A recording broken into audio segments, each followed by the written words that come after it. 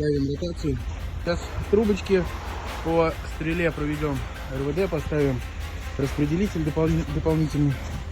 И сделаем проводку, поменяем джойстики и покажем уже результат, как это все запустится.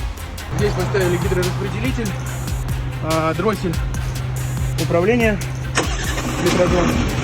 Вот мы работаем.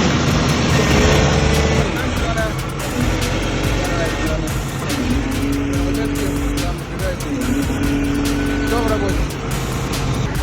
Закончили монтаж гидролинии LGCE E6215F. Там стоит распределитель. На стреле протянуты трубопроводы. И как-то так, там стоит джойстик.